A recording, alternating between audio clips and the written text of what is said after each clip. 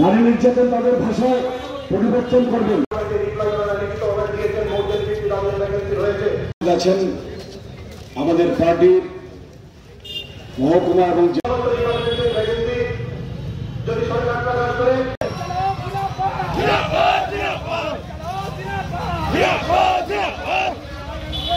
স্বপ্ন দেখেছিলেন 2018 সালে এই রাজ্যে বামফ্রন্টকে পরিবর্তন অ্যারেস্ট করতে হবে এবং তাদেরকে জেলে দিতে হবে। শুধু তাই নয়, এই নেশা কারবারের সঙ্গে যুক্ত যারা রয়েছে আমাদের যে সমস্ত আনএমপ্লয়মেন্টকে আজকের এই গণতন্ত্র দলে দলে যোগ দিন।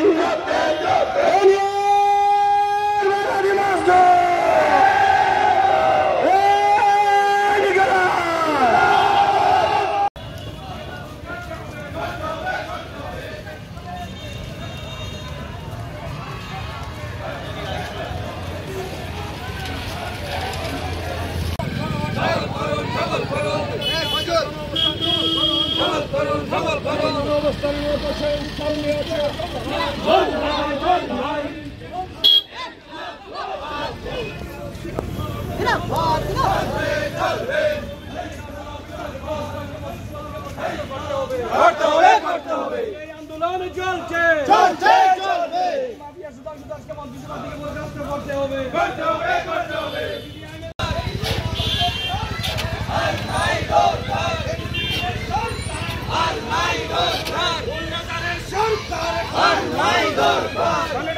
লড়াই চাই।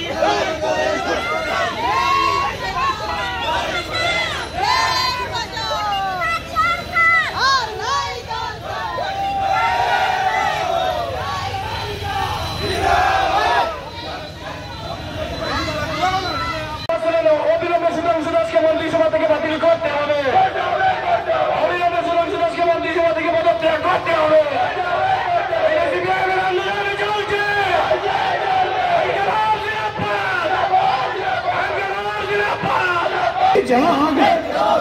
আজকের এই গণতন্ত্র থেকে আমার তুলন অবিলম্বে সুধাংশু দাসকে মন্ত্রিসভা থেকে পদত্যাগ করতে হবে। আন্দোলনে চলছে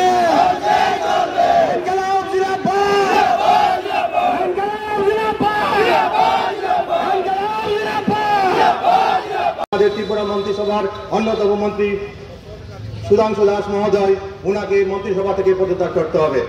আমার দ্বিতীয় দাবি হচ্ছে আমাদের ত্রিপুরা যে নেশামুক্ত ত্রিপুরার নামে যে বিজেপি সরকার 2018 সাল থেকে 2025 8 বছর থেকে যেভাবে নেশা সাম্রাজ্যের সমস্ত গ্রাম থেকে শহর থেকে পাহাড় পর্যন্ত বিস্তৃতি লাভ করছে, সেই নেশা সাম্রাজ্যের সঙ্গে যারা যুক্ত তাদেরকে অতি সত্বর আইনের মধ্যে এনে তাদেরকে পানিশমেন্ট দেওয়া। তৃতীয় দাবি হচ্ছে আমাদের এই সরকার আসার পর থেকে দিনকে দিন নারীদের উপর অত্যাচার, বৃদ্ধ থেকে 1 বছরের মেয়ে পর্যন্ত কেউ রেহাই পাচ্ছে না। তাই সমস্ত দোষী ব্যক্তিদেরকে ফার্স্ট ট্র্যাক কোর্টের মাধ্যমে এনে তাদেরকে পানিশমেন্টের ব্যবস্থা করতে হবে। আপনারা সবাই জানেন, আজ কিছুদিন হলো দুর্গাপূজার সময় আপনারা সবাই শুনতে পেয়েছেন আমাদের ত্রিপুরা রাজ্যের জিরানিয়াতে রেলওয়ে ওয়াগনে ভর্তি যেভাবে নেশা সাম্রাজ্য দিল্লি আমাদের ভারতবর্ষের ক্যাপিটাল থেকে আমাদের ক্যাপিটালে এসছে, আজ মোর দেন 10 ডেজ হয়ে গেল, এখনো পর্যন্ত সেই দোষীদের কাউকে গ্রেফতার করা হয় নাই। কারা তাদের সঙ্গে যুক্ত তার কোনো বিবৃতি নেই।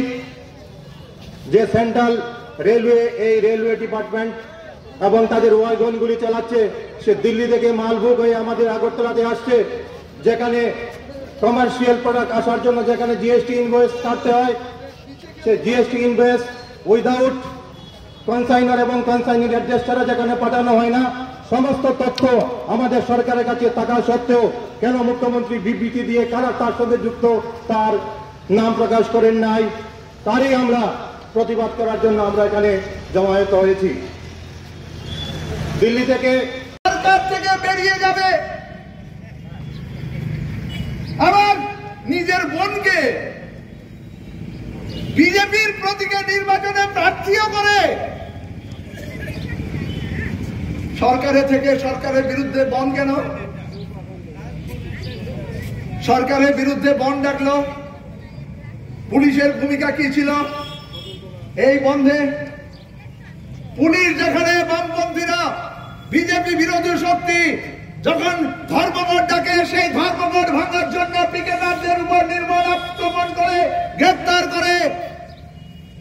আমরা এই প্রথম দেখলাম ত্রিপুরা রাজ্যের পুলিশ সরকার যে বন্ধের বিরোধিতা ঘোষণা করলো, সেই বন্ধকে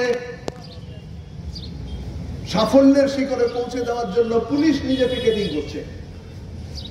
পিকেটারদের সাথে পুলিশ পিকেটিং করছে। আগরতলার উত্তর গেটে শিক্ষক কর্মচারী যারা অফিসে যেতে চাইছিল তাদের বাধা দিয়েছে বিভিন্ন জায়গায়। আর আমরা কমলপুরের শান্তির বাজারে কি দেখলাম? ভিডিও, সালামা ব্লকের ভিডিও, অফিসের ভেতরে নির্মম ভাবে আক্রান্ত হলেন ইঞ্জিনিয়ার, আক্রান্ত হলেন এসডিপিও, আক্রান্ত হলেন নিরীহ মানুষ, আক্রান্ত হলো, দোকান ভাঙচুর হলো, গাড়ি ভাঙচুর হলো। সন্ধ্যা 6:30 পর্যন্ত সন্ত্রাস চলল, পুলিশ কোনো ভূমিকা নিলেন না। এসডিপিও আক্রান্ত হলেন, পুলিশ ভূমিকা নিলেন না। দোকানের আগুন নেভানোর জন্য ফায়ার ব্রিগেড এলো, ফায়ার ব্রিগেডকে সেখানে আগুন নেভানোর জন্য কোনো কাজ করতে দেওয়া হলো। নমস্কার।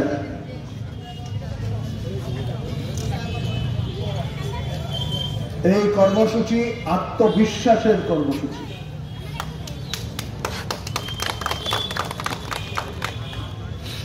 এই কর্মসূচি একটা ফ্যাসিস্ট শক্তির বিরুদ্ধে লড়বার সাহস যোগাবার কর্মসূচি। এই কর্মসূচি বিজেপি জোট অপশাসনের বুকে তাদের শেষ যাত্রা প্যারেড ঢোকাবার কর্মসূচি। প্রখর রৌদ্র, জিও ট্যাকিং এর প্রলোভন, লেগার জব কার্ড বাতিলের হুমকি এবং এখান থেকে ফিরে যাওয়ার পর বাড়ি গোটা থাকবে কিনা সেইভাবে হুঁশিয়ারি দেওয়ার পরও হাজার জনতা লাল ঝান্ডা কাঁধে নিয়ে, লাল টুপি মাথায় নিয়ে আজকে ধর্মনগরের মুখে এই ফ্যাসিস্ট শক্তিকে পরাস্ত করবার আকাঙ্ক্ষা নিয়ে যে ইতিহাস গড়েছেন, সেই জন্য আপনাদের সকলকে অভিনন্দন জানাচ্ছি, অভিনন্দন জানাচ্ছি। কমরেড লাল সালাম।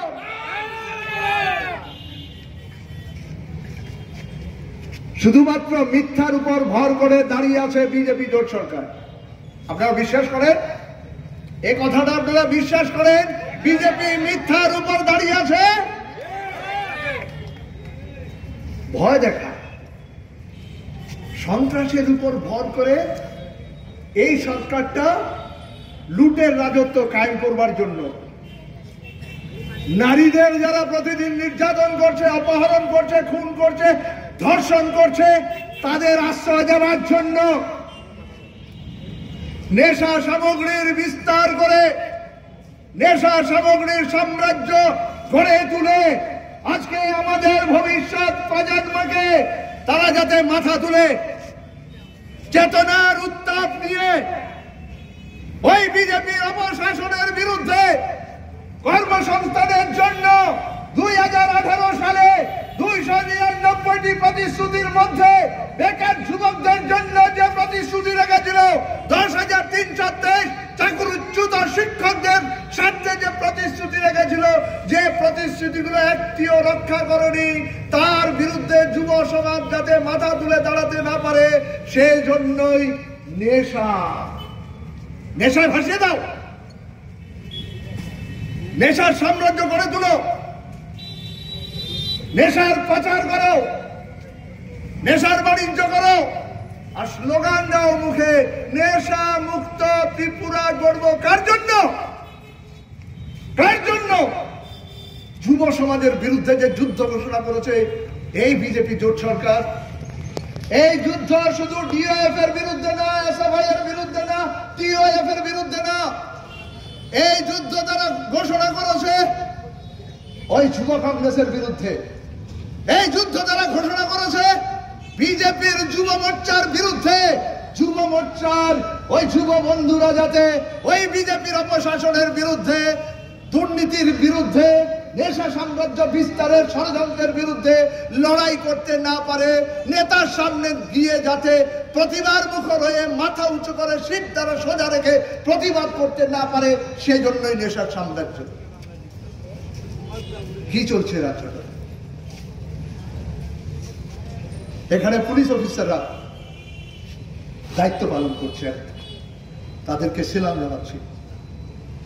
রাজ্যে বামফ্রন্ট সরকার সাম্রাজ্যবাদী ষড়যন্ত্রের শিকার ত্রিপুরা রাজ্যের বামফ্রন্ট সরকার গ্রাম পাহাড়ে উগ্রপন্থাকে প্রশ্রয় দিয়ে মদত দিয়ে যখন এই রাজ্যকে ওই সন্ত্রাসবাদী তৎপরতার মধ্য দিয়ে রাজ্যের বামফ্রন্ট সরকার যে পরিকাঠামো উন্নয়ন, রাজ্যের বামফ্রন্ট সরকার মানব সম্পদের বিকাশের মধ্য দিয়ে দারিদ্রতা মুক্ত ত্রিপুরা গড়বার লক্ষ্য নিয়ে যে আন্দোলন শুরু করেছিল তাকে ব্যাহত করবার জন্য সেদিন ওই সন্ত্রাসবাদীদেরকে মদত দিয়েছিল। এই সন্ত্রাসবাদের বিরুদ্ধে লড়াই করেছে আমাদের টিএসআর জওয়ানরা, এই সন্ত্রাসবাদের বিরুদ্ধে লড়াই করেছে আমাদের রাষ্ট্রীয় বন্ধুরা, এই সন্ত্রাসবাদের বিরুদ্ধে লড়াই করেছে আধা সামরিক বাহিনীর জওয়ানরা, এই সন্ত্রাসবাদের বিরুদ্ধে লড়াই করেছে আমাদের আরক্ষা প্রশাসনের জওয়ানরা। কেন্দ্রে তখন কংগ্রেস নেতৃত্বাধীন এনডিএ সরকার, রাজ্যে বামফ্রন্ট সরকার, রাজ্যের দেশের রাষ্ট্রপতি ত্রিপুরায় এসে এই সন্ত্রাসবাদের বিরুদ্ধে এই ত্রিপুরা রাজ্যের সাধারণ আইন শৃঙ্খলাকে সুরক্ষিত রাখবার জন্য তাদের যে প্রয়াস, সেই জন্য তাদেরকে রাষ্ট্রপতি পুরস্কৃত করেছিলেন, কালার্স পুরস্কারে পুরস্কৃত করেছিলেন এই রাজ্যের জওয়ানদের, এই রাজ্যের পুলিশকে। গত 7 বছরে, 7.5 বছরে ডাক্তার আক্রান্ত, আইনজীবী আক্রান্ত, শিক্ষক আক্রান্ত, কর্মচারী আক্রান্ত। একজন নেতা তো বলেই বসলেন ডিএর দাবি তুললে ওই শিক্ষক কর্মচারীর হাড্ডি গুড়া গুড়া করে দেবে। এই ধর্মনগরের এক নেতা বলেছিলেন, এখানে দাঁড়িয়ে বলেছিলেন ত্রিপুরা রাজ্যের ইঞ্জিনিয়াররা নাকি ঘুষখোর বলেছিলেন, যুদ্ধ ঘোষণা করেছিলেন। আজকে পুলিশের অবস্থাটা কি? আমি বেশি পিছনে যেতে চাই না। গত 23শে অক্টোবর ত্রিপুরার যে বন ডাকলো, কে বন ডাকলো? কি দাবি ছিল? অযৌক্তিক দাবি। মানুষের হাতে কাজ নেই, পেটে ভাত নেই, নারীদের নিরাপত্তা নেই, লেগার কাজ নেই, লেগার মজুরি পাচ্ছে না, ঘরে ঘরে হাহাকার। এই সময়ে রাজ্যের অর্থনৈতিক বিকাশের জন্য, রাজ্যের সার্বিক উন্নয়নের জন্য, বেকারদের কর্মসংস্থানের জন্য, নারীদের নিরাপত্তা রক্ষার জন্য, দুর্নীতিমুক্ত ত্রিপুরা করবার জন্য, নেশামুক্ত ত্রিপুরা করবার জন্য কোনো স্লোগান নেই। বিদেশি বিতরণ করতে হবে। এই স্লোগানের মধ্য দিয়ে ত্রিপুরা রাজ্যে জাতি, উপজাতি, হিন্দু মুসলমানের মধ্যে যে ঐক্য গড়ে উঠেছিল, এই ঐক্য ভাঙার এক ষড়যন্ত্রের রিপ্লা হলো তীব্রামথা। কে তীব্রামথা? বিজেপি জোট সরকারের সঙ্গী, বিজেপি মন্ত্রিসভার সদস্যদের